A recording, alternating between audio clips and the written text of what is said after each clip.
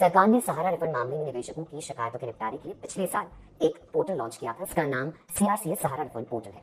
एक साल बाद कंपनी में निवेशकों के पैसों से जुड़ी एक नई अपडेट सामने आई है। सरकार ने संसद में बताया कि अब तक सहारा के 4,20,000 निवेशकों का पैसा लौटाया गया है, लेकिन इस पर सवाल उठाए गए हैं क्योंकि केंद्र सरकार ने पिछले साल 29 मार्च को कहा था कि सहारा की 4 कोऑपरेटिव सोसाइटीज के 10 करोड़ निवेशकों को 9 महीने के अंदर अंदर पैसा लौटा दिया जाएगा। इंडियन एक्सप्रेस में छपी रिपोर्ट के मुताबिक 24 जुलाई को राज्यसभा में केंद्रीय गृह एवं सहकारिता मंत्री अमित शाह ने बताया कि 16 जुलाई तक सहारा के 4,20,417 निवेशकों को 362 करोड़ 91 लाख रुपए लौटाए गए हैं। लिखित जवाब में अमित शाह ने बताया कि निवेशकों को ये रिफंड सीआरसीएस सहारा रिफंड पोर्टल द्वारा किया गया है। पोर्टल पिछले साल 29 मार्च को सुप्रीम कोर्ट के आदेश के बाद बनाया गया था। अमित शाह ने बताया कि फिलहाल हर एक डिपॉजिटर को आधार से जुड़े बैंक अकाउंट में 10,000 रुपए का भुगतान किया जा रहा है।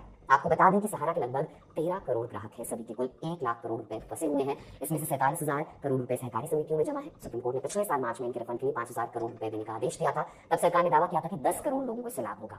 दरअसल सहारा इंडिया में निवेशकों के पैसे सालों से फंसे हुए हैं। 2022 में वित्त राज्य मंत्री पंकज चौधरी ने लोकसभा में एक सवाल के जवाब में बताया था कि सहारा इंडिया ने 2.32 करोड़ से ज्यादा निवेशकों से 19,400 करोड़ रुपए जुटाए थे। वहीं Sahara housing investment corporation limited SHICL के 75.14 लाख निवेशकों से 6,380.50 करोड़ रुपए जुटाए थे। इनमें से 138.07 करोड़ रुपए ही निवेशकों को लौटाए गए थे। पूरा सहारा से भी केस क्या वो भी आपको बता देते हैं। मामला शुरू होता है 2009 से। सहारा ग्रुप की कंपनी सहारा प्राइम सिटी शेयर मार्केट में जाने के लिए सेबी के पास अनुमति लेने पहुंचती है। सेबी यानी securities and exchange board of India काम है शेयर मार्केट में होने वाली गड़बड़ियों को रोकना, कंपनियों से नियमों का पालन कराना और निवेशकों के हितों की रक्षा करना। सितंबर 2009 में सहारा प्राइम सिटी सेबी को आईपीओ लाने के लिए DRHP भेजती है। DRHP एक तरह का बायोडेटा होता है जिसमें शेयर मार्केट से पैसा उठाने वाली कंपनी अपनी तमाम जानकारियां डालती है, जैसे नाम, पता, कितना पैसा है, काम क्या करती है आदि। सेबी सहारा प्राइम सिटी का बायोडेटा जांच रही थी। उसी दौरान सहारा ग्रुप की 2 कंपनियां मार्केट रेगुलेटर की आंख को खटक गई। इनके नाम है Sahara India real estate corporation limited और Sahara housing investment corporation limited.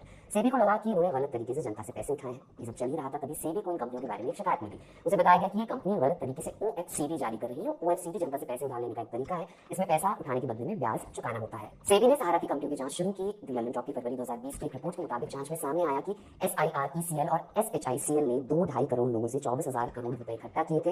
ये कहकर कि इस पैसे से देश के अलग अलग शहरों में टाउनशिप बनाए जाएंगे, लेकिन सहारा ने इसके लिए सेबी से अनुमति नहीं ली थी। जांच में ये भी पता चला कि सहारा के कई निवेशक फर्जी थे और उनमें से कईयों का कंपनी से कोई संबंध नहीं था। बाद में सहारा ने ना तो टाउनशिप बनाई ना लोगों के पैसे ही वापस किए।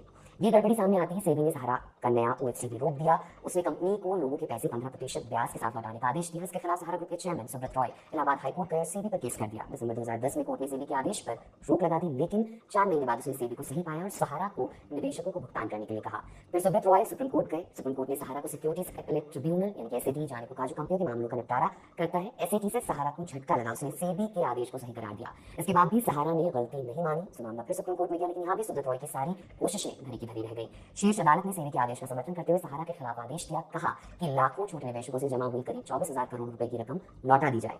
कोर्ट के आदेश के बाद भुगतान को लेकर सहारा की टालमटोल चलती रही। बाद में अदालत ने कंपनी को 3 किश्तों में सेबी के यहाँ रकम जमा कराने के लिए कहा। इसी को सहारा सेबी फंड कहते हैं। सहारा ने 5,210 करोड़ रुपए सेबी के खाते में डाल दिए, लेकिन आगे के भुगतान को लेकर बहाना बनाया। दावा किया कि बाकी का पैसा निवेशकों को सीधे दे दिया गया है। इस पर सुप्रीम कोर्ट ने कंपनी को लपेट लिया। उसने सहारा के बैंक खाते और संपत्तियों को सील करने का आदेश जारी कर दिया। अभी भी निवेशकों का पैसा फंसा हुआ है, उनके पूरे पैसे उन तक नहीं पहुंच पाए हैं।